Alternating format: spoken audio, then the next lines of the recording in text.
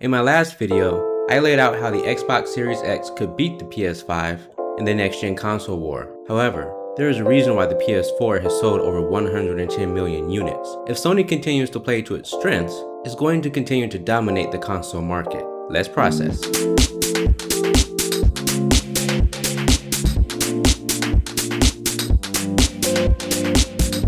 The Xbox One stumbled out of the gate with anti-consumer practices, inferior hardware to the PS4, and too much focus on the entertainment aspects of the console instead of the games.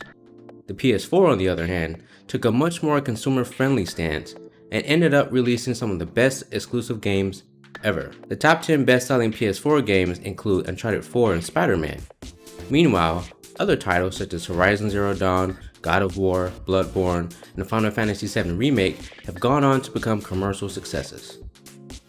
The clear strength of the PS4 was the library of single-player, story-driven games. That's how Sony's going to win the next-gen console war, because after all, what's the point of powerful hardware if you don't have any games? However, while the Xbox Series X and the PS5 have similar specs, there is one piece of tech that could give Sony an advantage.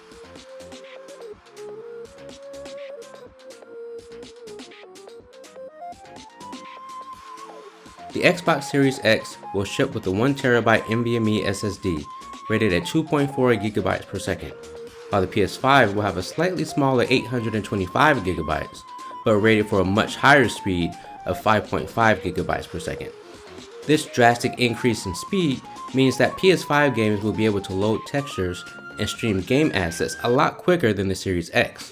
In fact, Sony itself showed an internal demo that showed Spider-Man running on a PS4 Pro and on a PS5 dev kit.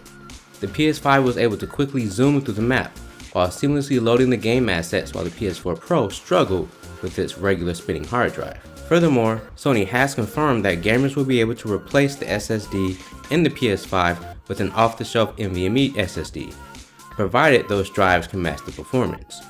Meanwhile, Xbox Series X will implement proprietary cards that can be slotted into the back of the Series X.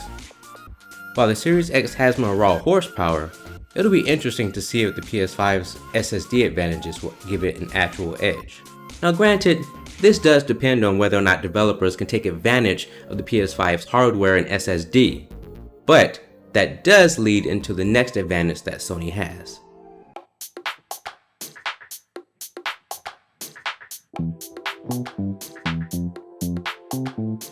As I said earlier, the strength of the PS4, a compelling library of story-driven, single-player games, is going to be the backbone of the PS5 success. I pointed out in the last video that Microsoft bought a bunch of studios to ensure a steady diet of exclusive single-player games for the Xbox. What I neglected to mention, however, was that those exclusives will also come to Windows 10 PCs. Now, many would call that a massive win for Microsoft, but then the inevitable question becomes, if I can simply play this on PC, why would I buy an Xbox?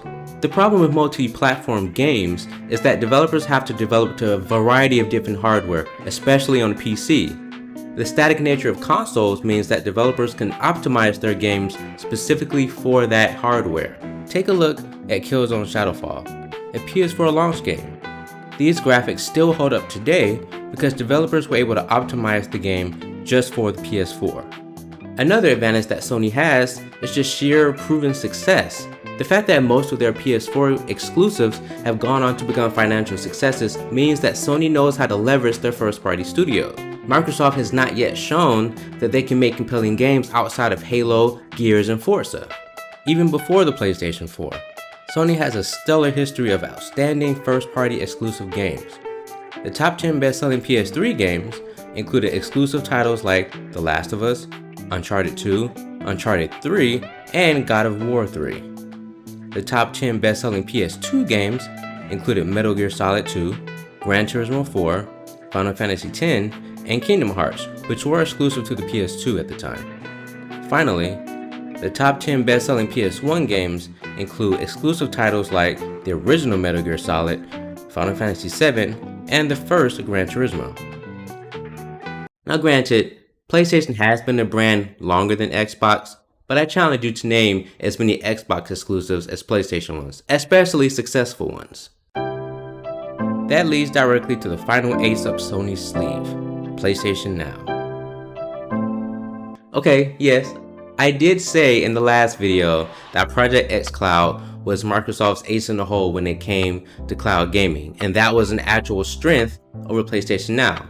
But remember what I said. I said that PlayStation Now allows you to play PS2, PS3, and PS4 games. Because of Sony's vast library of excellent console exclusives, emphasis on excellent, imagine if Sony simply ported all of these top tier games to PlayStation Now.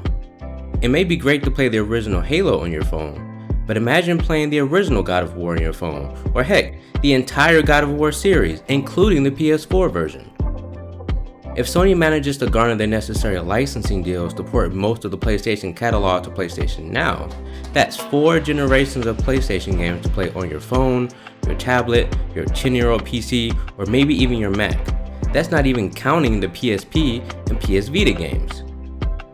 Sony not only has the quality, but the sheer quantity and rewards players who have stayed in the PlayStation ecosystem. That is, of course, if Sony is able to pull all this off.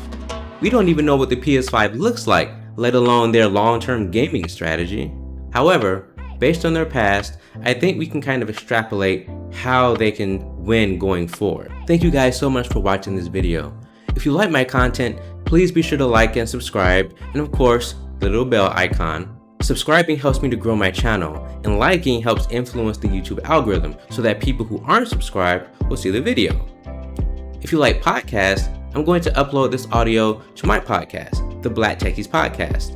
You can subscribe using your favorite podcast app, Apple Podcasts, Spotify, Google Podcasts, Overcast, Pocket Casts. We're basically everywhere. Anyways guys, until next time, don't just think about tech, process it.